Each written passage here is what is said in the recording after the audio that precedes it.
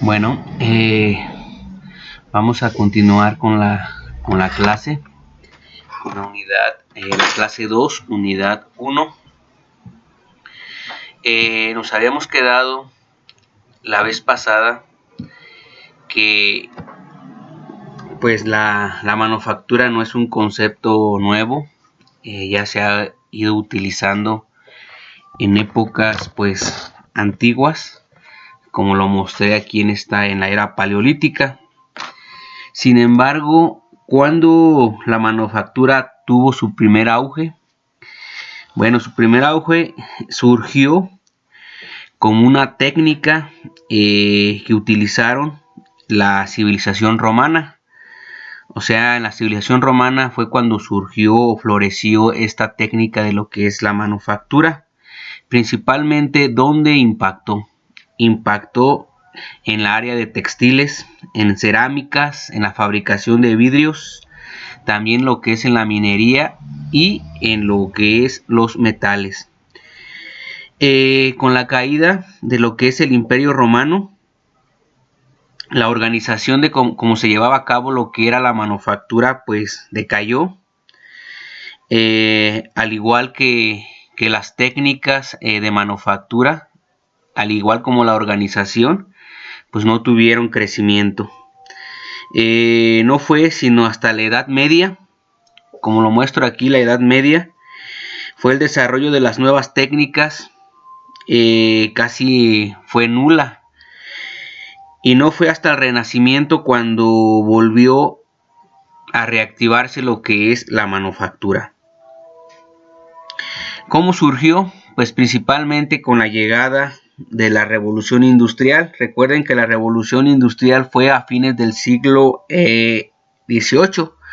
A finales del siglo XVIII pues comenzó nuevamente a surgir todo lo que era la parte de las técnicas nuevas que hasta ahora conocemos, como es la manufactura, lo que es laminado, lo que es torneado, lo que es extrusión y entre muchos otros procesos que les voy a mencionar al final de la unidad.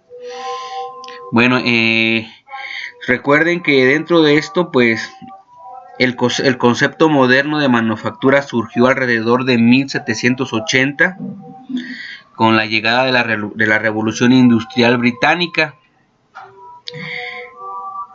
y después se expandió a toda Europa, principalmente a Europa continental y luego América del Norte, y finalmente pues a todo el mundo como ahorita lo conocemos. Durante el siglo XIX y XX surgieron el diseño de nuevos métodos, procesos, y los cuales pues surgió lo que es la nanotecnología. Esto es algo muy interesante. Si nosotros lo vemos cómo fue evolucionando, pues aquí les había mencionado la vez pasada que la edad de los metales fue una parte muy importante para el crecimiento de lo que es la manufactura. Ellos observaron que después, al mezclar lo que eran los metales básicos, como se llama la plata, el oro y el cobre, surgían nuevas aleaciones. Esto lo mencioné la clase anterior, como es el bronce. Bueno,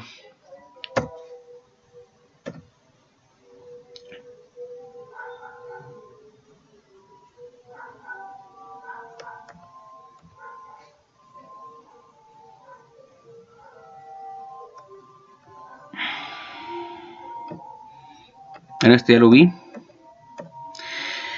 Hay una relación entre proceso, materiales y diseño.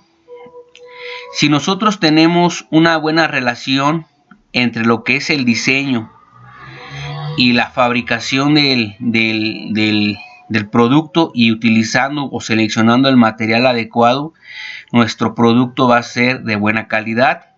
Si ustedes observan, dentro del diseño debemos de considerar qué función va a tener el producto y las condiciones de servicio o a lo que va a estar expuesto en este caso nuestro producto final. También, al tener un buen diseño y saber en qué se va a utilizar, nosotros podemos manufacturarlo o fabricarlo a un bajo costo, deben de influir también sus propiedades en cuanto a la productividad de este producto final. Si nosotros tenemos un buen diseño y tenemos una buena manufactura, significa que nuestro material que hemos seleccionado va a tener propiedades adecuadas para ser fabricado. Imagínense ustedes tornear una pieza demasiado dura. Si es demasiado dura, pues la herramienta de corte se va a desgastar fácilmente y la producción del producto va a ser demasiado tardado. Posteriormente, si el material tiene buenas propiedades y seleccionamos el material óptimo a bajo costo, la fabricación del diseño que nosotros hayamos elaborado pues será más fácil. Entonces, estos tres conceptos de diseño, manufactura y materiales tienen una relación. Si el material es demasiado duro, el diseño que nosotros quieramos desarrollar va a ser difícil de fabricar y al mismo tiempo difícil de manufacturar. Entonces, todo lleva una relación. Aquí tienen ustedes que ponerse a pensar para qué y por qué van a usar el producto, en qué lugar, en qué ambiente, qué necesitan, qué materiales y la posible manufactura viendo los procesos que vamos a ver al final o conforme vayamos viendo las unidades. Aquí hay una cosa muy importante que ustedes deben de recordar, que es que con las propiedades físicas, la capacidad de producción y con la productividad demandada siempre al más bajo costo. ¿Qué significa esto? Que si ustedes van a fabricar un producto deben de ser competitivos. Si van a fabricar una pieza, esta debe de ser económica, debe de cumplir con las propiedades mecánicas y físicas, o sea, estética, geometrías, tolerancias, resistencia y a un bajo costo, pero no significa que un bajo costo va a entenderse como de baja calidad. Debe de cumplir principalmente con las características que el cliente demande. Todas las piezas que nosotros vamos a fabricar, les mencioné en la clase 1, se pueden fabricar por diferentes métodos. Por ejemplo, se pueden fabricar piezas por moldeo y esa pieza por moldeo también se puede fabricar por torneado o también se puede fabricar por deformación mecánica. Entonces, todos los métodos son ideales para lo que es la fabricación de una pieza en sí, pero hay unas que tienen su ventaja. Los vamos a ir viendo conforme vayamos viendo las unidades. Seleccionar. Se debe seleccionar, como lo mencioné, el material. Y posteriormente a eso, el método para la fabricación del producto. ¿Qué deben de ver? Su capacidad y su capacidad a la hora de estar produciendo el producto. Ejemplo, si ustedes van a fabricar tornillos, si lo hacen con el torno mecánico, pues ustedes saben que van a tener su respectivo tiempo de fabricación. Pero si lo hacen de forma automatizada, por ejemplo, por deformación, en un ejemplo por moldeo, si es un molde permanente, pues van a fabricar en serie. Entonces, ustedes tienen que ver su factibilidad. También deben de ver la demanda.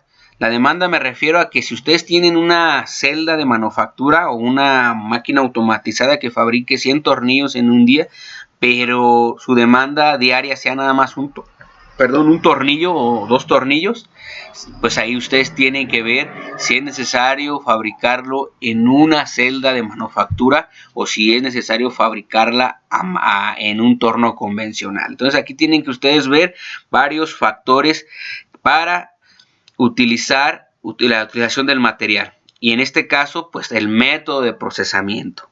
El método de procesamiento, pues ya les mencioné. Bueno, también otra cosa interesante es qué desperdicios van a tener ya con el proceso que vayan ustedes a seleccionar. Ejemplo, en el torno se obtiene lo que es la viruta, es parte del material metálico, pero ustedes recuerden que todos los materiales pueden ser reciclados, tanto polímeros como cerámicos y algunos polímeros, los que son metales y los cerámicos. Entonces ustedes tienen que buscar alternativas de qué es factible, de qué les deja más dinero dentro de lo que es la transformación del producto. En ocasiones se necesita más energía para poder transformar la materia prima a un producto terminado. Un ejemplo es la deformación mecánica. Para poder fabricar un producto final, aquí hay que deformar la materia prima. Y aquí tienen factores que influyen en la selección de un proceso de fabricación. Ya les mencioné que tiene que ver el tipo de material, la geometría que vayan a usar y también, por ejemplo, la geometría. Pero aquí está específicamente qué es lo que deben ustedes de tomar en consideración para seleccionar el proceso de fabricación. En primer lugar, el material. El material, recuerden que tiene propiedades mecánicas, tiene propiedades térmicas, tiene propiedades magnéticas, tiene propiedades químicas, pero lo más interesante dentro de lo que es la manufactura son las propiedades mecánicas. Si el material es blando, duro o frágil. Entonces de ahí va a depender qué material van a usar. Como les mencioné, el número de piezas. Si van a seleccionar lo que es en una celda de manufactura, es porque tienen una producción muy alta, o sea, la demanda es demasiada. Por ejemplo, más de 100 piezas diarias. Pero si no, pues un torno convencional o un molde desechable para una sola pieza. El espesor. Imagínense ustedes querer fabricar un eje de transmisión. Me refiero a un eje porque todos conocemos un eje de 2 metros de diámetro. ¿Creen que lo podrían hacer con el torno convencional? Si el torno convencional, el chuck, aproximadamente lo máximo que puede sujetar es un eje de 3 pulgadas, 4 pulgadas no más 3 pulgadas a 2 pulgadas. Imagínense cómo colocar ese eje de 2 metros de diámetro, ¿verdad? Que no se podría. Entonces el espesor tiene mucho que ver. ¿Y cómo lo haríamos? Pues fabricaríamos un molde de esas dimensiones para fabricar lo que es el eje. Por lo tanto, pues el espesor tiene mucho que ver para saber qué proceso de fabricación seleccionar. Tamaños de la pieza, lo mismo que les mencioné por el espesor. La disponibilidad del equipo. La disponibilidad, pues no todos contamos con una celda de manufactura o con un proceso de fundición o con un proceso de deformación mecánica o con un proceso de inyección de plástico. Tenemos que acoplarnos a lo que se tiene. Las geometrías. Si nuestra pieza es cilíndrica, pues vamos a seleccionar un torno. Si nuestra pieza es plana, vamos a seleccionar una fresadora. Si nuestra geometría es muy complicada, vamos a usar moldeo y de esta manera vamos a seleccionar de acuerdo a la forma de la pieza. El acabado. Si queremos un acabado sin rugosidad y con tolerancias más exactas, pues vamos a usar lo que es el torneado o deformación mecánica. Pero si queremos un acabado que no nos interese tanto la parte estética de nuestra superficie, pues vamos a usar moldeo y las tolerancias no sean tan necesarias dentro de nuestra pieza, pues vamos a usar moldeo. La tolerancia me refiero a un más menos del tamaño original que requiere lo que es la pieza ya final. Ejemplo, si van a embonar un perno sobre un orificio, se le llama hembra y macho. Si la pieza el perno es muy grande, no va a caber. Entonces ahí vienen las tolerancias. Pero ustedes saben que pueden ensamblar dilatando lo que es el material, pero eso ya es otro caso. El plazo de entrega, si lo van a hacer con los equipos convencionales, pues va a ser tardada la entrega. Si lo van a hacer con una máquina automatizada, pues va a ser muy rápida la entrega. Esto es importante tomarlo en consideración. ¿Por qué razón? Pues porque si nuestras piezas son demandadas demasiado en cuanto a la venta con un cliente, pues es necesario hacer un cambio en cuanto a nuestros equipos. Hay que invertirle a lo que es la parte de la manufactura, pero si no, pues, no es necesario, ¿cómo se llama?, hacer cambios. Las herramientas necesarias, ¿qué herramientas van a utilizar? Si un buril de izquierda, un buril de derecha, si van a utilizar unos rodillos, si van a utilizar brocas, toda la herramienta necesaria para poder fabricar la geometría de la pieza que ustedes hayan diseñado. Consumo de energía, ¿cuál consume más? Si un torno convencional, un torno automatizado, si la deformación mecánica, si la fundición de un material, tienen que ver toda esa parte para que ustedes su producción, pues sea, como lo mencioné, económica al fabricarla. Y al ser económica, pues ustedes van a tener ganancias y el cliente va a quedar satisfecho.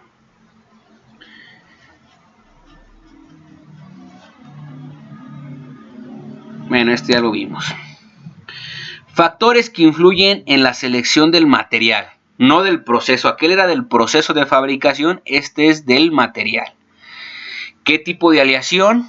Sabemos que hay miles de tipos de aleaciones.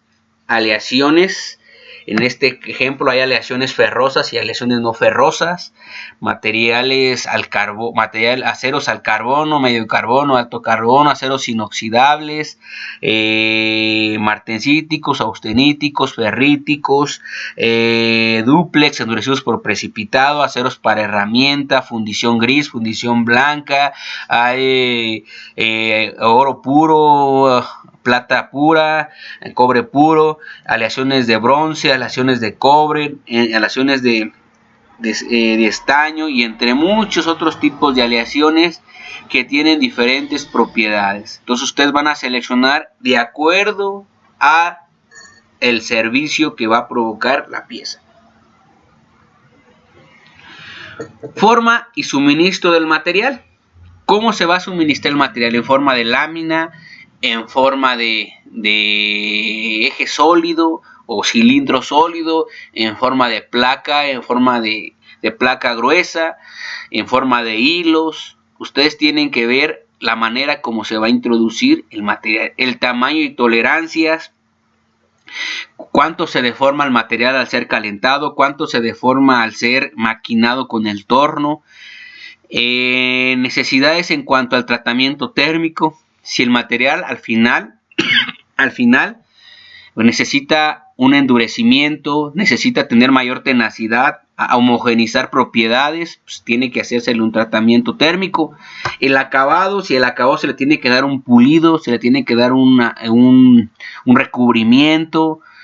La calidad del material, de la fabricación del acero, si es de baja calidad, si es de alta calidad, la cantidad de material que van a necesitar. Imagínense ustedes, requieren lingotes de 12 metros o de 10 metros o de 6 metros.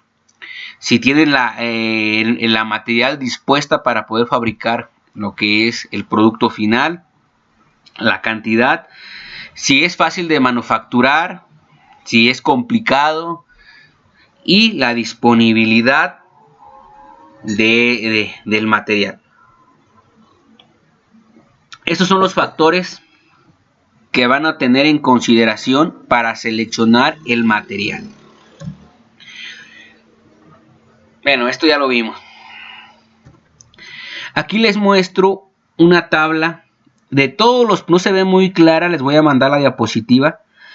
Del lado inferior o del lado de las X se encuentra la rugosidad de la superficie y del lado de las Y, en el lado izquierdo se encuentra el nivel de tolerancia en pulgadas y al lado derecho en milímetros.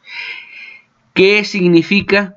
Que si nosotros hacemos un maquinado con una rugosidad de 2 micras y le hacemos un pulido, significa que podemos obtener un nivel de tolerancia de 0.0005. 5 pulgadas. O sea que el pulido es uno de los procesos que deja la superficie más fina, más lisa, menos rugosa. Por ejemplo, un escariado, vamos a poner un rectificado, para que un rectificado es a una superficie plana con la fresadora hacerle un desbaste, quitarle la primera capa, o hacerle a un cilindro, todo en la parte del cilindro, quitarle un pedacito de material. A eso le llamamos rectificado. Si le hacemos un rectificado, porque casi es como darle nada más una talladita, no es quitarle mucho material, es como nada más desbastarle una milésima parte de material. Si nosotros le hacemos un rectificado, estamos obteniendo tolerancias aproximadamente de 0.008 milésimas.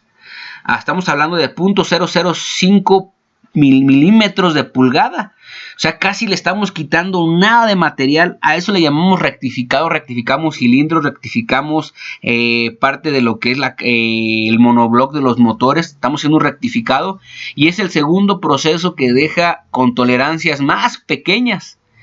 Entonces, ustedes trazan una línea vertical a partir de la rugosidad y el proceso que le están haciendo.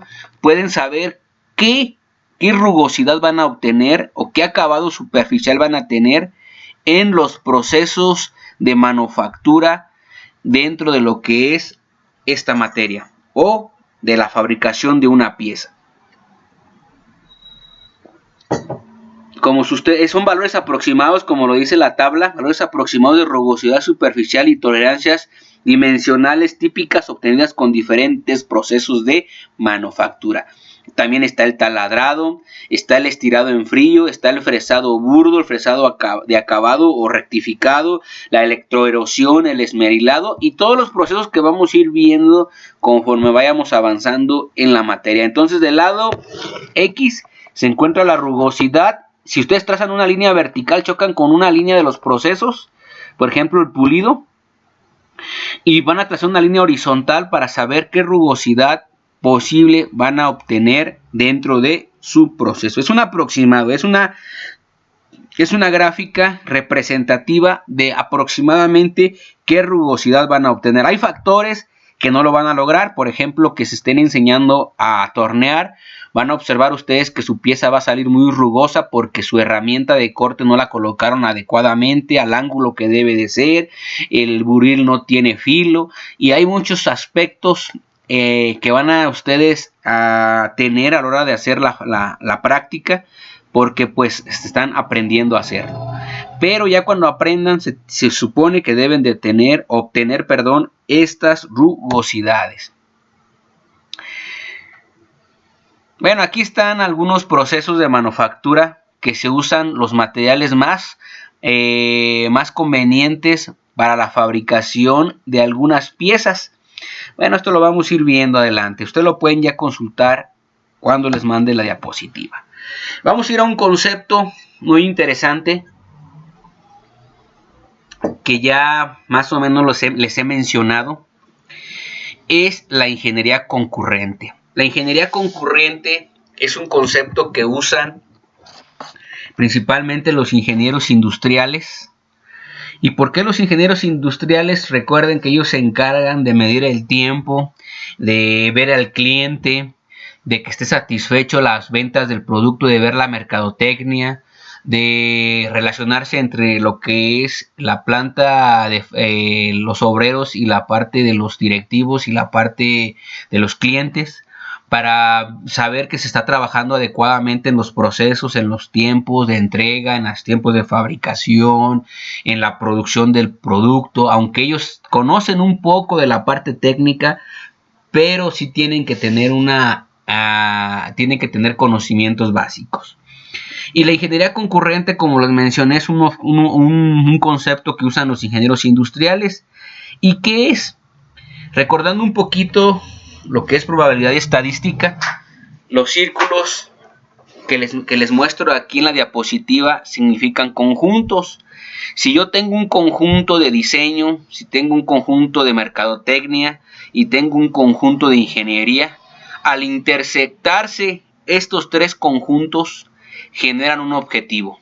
El objetivo principal es el que el producto sea utilizable, que el producto diseñado sea utilizable, que el producto aplicando la ingeniería en cuanto a lo que es el tipo de material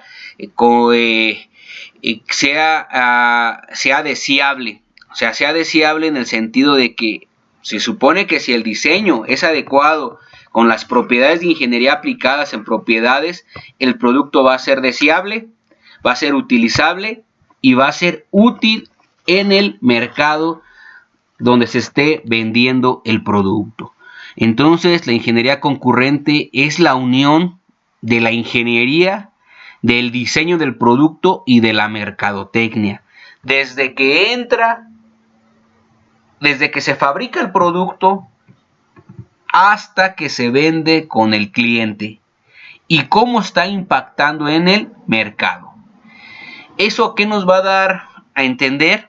Pues, por ejemplo, si la gente se está quejando dentro del producto, si dice no me gusta porque tiene tal figura, porque la geometría está fea, porque la estética de la superficie está muy rugosa, entonces vienen los ingenieros y vuelven a rediseñar el producto, vuelven a cambiar el material o cambian la geometría, cambian el tipo de material para que se haga un nuevo diseño, y ese nuevo diseño, tomando en consideración el diseño y la ingeniería aplicada para la fabricación del producto, tomando en consideración lo que dice el cliente, lo que dicen los mercados, para así hacer un producto con mayor calidad y que a la gente le guste. Entonces, estamos aplicando el rediseño.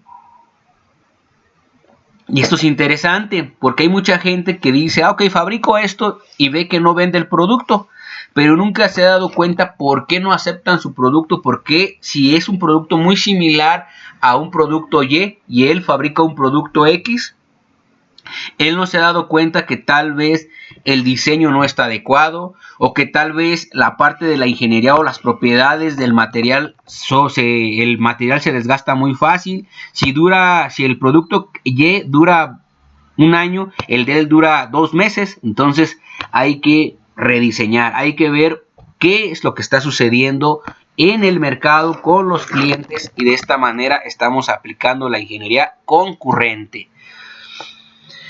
Como los mencioné, se basa en integrar de forma paralela el diseño de productos y procesos. Busca la adaptación rápida al cambio de una estructura bien definida. Si el producto no es aceptado, entramos a lo que es el cambio, con el apoyo de sistemas tecnológicos confluyendo en el núcleo común de extracción de datos. ¿Esto qué significa? Pues que estamos analizando, que el ingeniero está viendo o está haciendo encuestas de cómo se está vendiendo el producto, de qué les gusta, qué no les gusta, para ellos mejorar en la producción del producto a fabricar. ¿Qué necesitamos para poder implementar la metodología con éxito de lo que es ingeniería concurrente? Bueno, uno de ellos, para mejorar dentro de las organizaciones o de una empresa, es muy complicado. Si ustedes llegan a una empresa y quieren hacer el cambio, una pequeña empresa de la región, pues se les van a poner, pues ¿qué trae, no?